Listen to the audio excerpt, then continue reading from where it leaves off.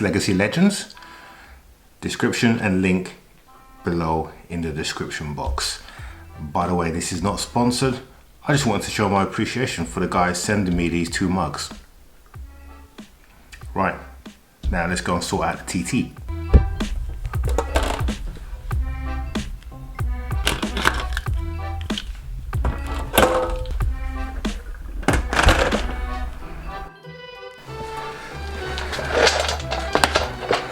The Audi TT, in fact, let's be precise here, the Mk1 TT. Now, I don't know what it is about this car that keeps bringing me back. This is my 3rd TT that I've owned.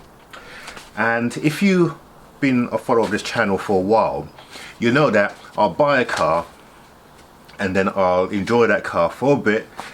I then get bored of it and I'll sell it. And once I've had a car, I never buy that car again because I'm just not interested in it. And it's just like, you know, I don't know, it's having a second-hand burger. You just don't do it. It's a mental thing. Except for the Mk1 TT. It's just something about this car, and I think it's because of the history of this vehicle, and it was so unique in the Audi portfolio. This car, when it first came out, was a concept car, and this is probably one of the few cars that have remained as true to the concept when it was put into production, with some slight changes, just very small changes, but the basic concept stayed in place. So here we are. This car is soon to be classic, and I'm not talking about the next few years. It'll probably take a little bit longer before it will become a classic, but in my eye this car is a hero car, and so we're going to treat this car as such. Like I said to you, prices are beginning to go up on this car, on these cars, because there's becoming less of them decent ones available. And this car, it needs some work on it, so that's what we're going to do. So here's the program. We're going to start from the front and work our way through the vehicle. We're not going to do a complete restoration. So keyboard warriors, take it easy. We're not going to strip it down and do every single nut and bolt, because I want to be able to enjoy the car in the summer. To do a full restoration on this car will take years, and we need to enjoy the sun. So what we're going to do is we're going to start replacing the bits that people don't often replace. And that's the thing about cars. Cars will go on forever if you maintain them. Think about an airplane. Airplane maintenance is absolutely extreme, or some may think it's extreme, but they have to ensure that those planes stay up in the air. Now, the industry that I work in, although we don't work in the aviation field, there are precise bits of engineering that have to be done, but to the ordinary person will be looked at as unnecessary. So in a lot of production cars, the oil system, the pipe work, especially in cars like this built in the 80s, they perish after a while. The rubber gets hard and then they begin to weep and leak. And it's those kind of things that cause a car to rapidly depreciate or deteriorate. So with this car, we're going to replace all the pipe work that is rotten or is about to give way. We're going to take the front off today, and then we're going to start to take some bits away to be sorted. So things like the inlet manifolds and the rocker covers, we're going to send those away to be polished. That's going to be the theme of this car. The engine bay is going to look immaculate by the time we finish with it, and then we're going to start working our way back. So anyway, I've waffled on enough. Let's get this car jacked up, get the front taken away, and then we can start seeing what we need to deal with. Actually, before we take the front off, let's give this car a good wash. That way it makes it easier to identify issues. So we'll wash it first, then we'll get it back in the garage and lift it up.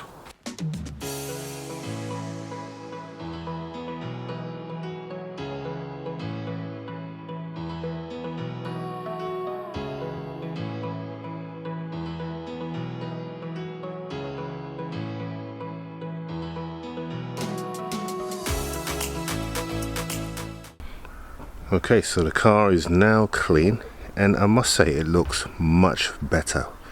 Everything, it's not polished, but it is definitely clean.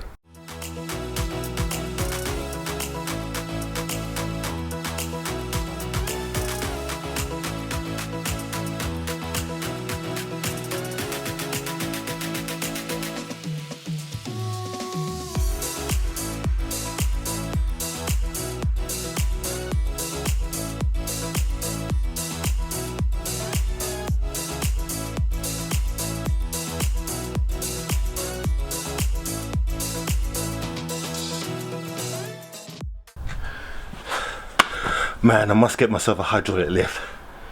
That was hard work. Right, with the car in the air, now it's time to take that bumper off. Now there's lots of tutorials on how to take the bumper off, but essentially we take off the trim here, which comes off very easily. There's a strip of bolts underneath here that need to come off. Then we work our way under the underside here. So we remove these bolts along here. Then there is two 10mm bolts, one torque bolt here holding this. This comes out, bumper comes forward. Simple as that.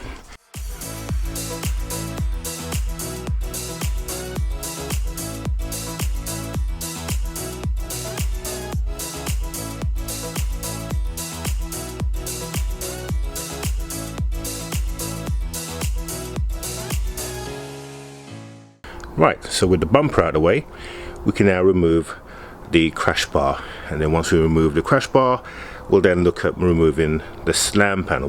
Before we remove the slam panel, headlights have to come out, then we remove the slam panel, then we should be able to get to the engine bay and all what's underneath it.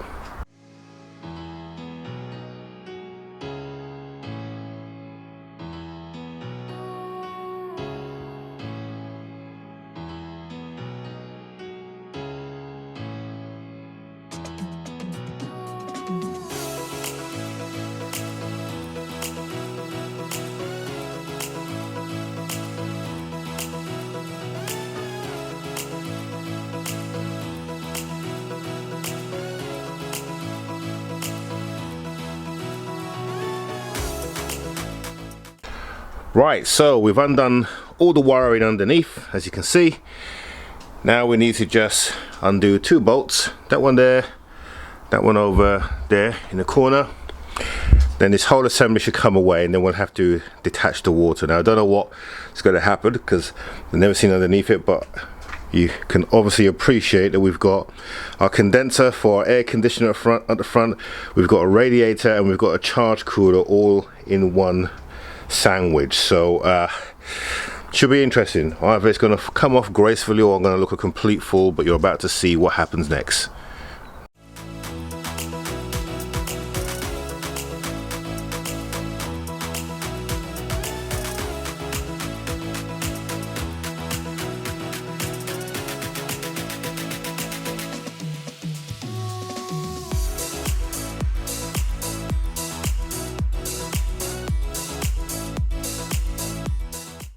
Okay, so this is where we got to.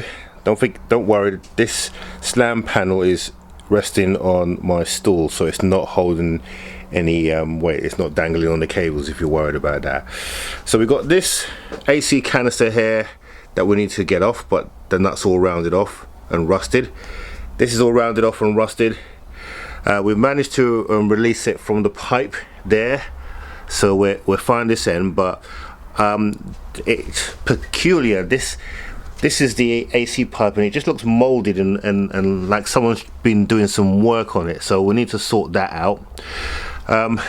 This charge pipe here seems to have a hole just there. I don't know whether that's a hole or whether the bracket has just given way, but there is some signs of welding down there, so that does look a bit interesting. Yeah, and you can see all the oil underneath that is evident from all the pipes that have just literally given up from the PCV system, or crankcase ventilation system. So we're going to have to sort all that out. But at the moment my biggest dilemma is releasing this canister here, so I'm going to do a bit of research and then see if we can get that released. But other than that, everything else has come off pretty simply. We've got the coolant in the bucket there that we've collected, and that will go in this canister here down to the dump. So don't worry if I am very environmentally friendly. Now once we get this off here, we'll then take off the inlet manifold and then the rocker cover, and those will go away to get chromed. I'm thinking chromed, and what I'll probably do is send this charge pipe away to go as well. So depending on how much it's going to cost to chrome all that up, then I may just send the lot away. But we are definitely going to look at changing these pipes, getting some new ones, because these are they're okay. They work fine, but some new pipe work I think will fit the bill and look much better. So yeah, it's not looking too bad actually, but you can, yeah. So that's where we are so far. The next morning. Right, so it's the next day. We've made a little bit of progress. We've taken this pipe off now from the bottom of this cylinder here, which is called the dryer. Alright, so the dryer is connected to the condenser, and we've loosened this cable here. I think this connection here might be slightly damaged because it looks like it's been molded here, but we'll have a closer inspection. If not, we will replace this pipe here, and we're going to have to get a whole lot of new purple O-rings for the actual system. But yeah, so far it looks good. Now, if you're worrying about whether I released the R134A gas, there was none in here, and that's the reason why I've taken this apart, because the air conditioning was clearly not working. And when I pressure test the system, I've got a top-up gas system, it was completely empty. There was no pressure in there, which told me that there was no system, and that's the only reason why I have taken the AC apart, because normally you should not do this. You need to get the gas collected into a bottom, then it gets disposed of environmentally friendly, in a very environmentally friendly way.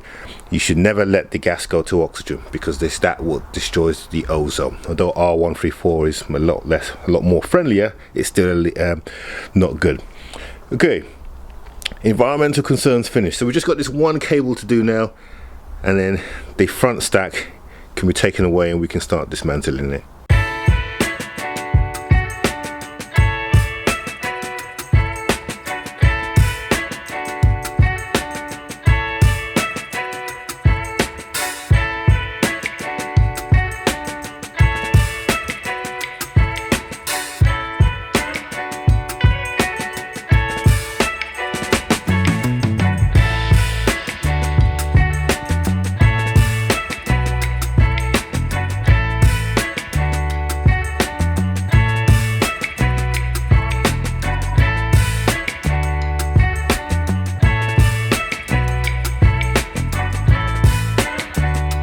Right, so condenser is off and clearly needs to be replaced. It's just completely rotten, so we'll replace that along with the dryer as well. We managed to get the bottom hose off, and I also managed to get this hose off here, so I don't have to replace this, because these holes are not cheap. They're about 50-60 quid.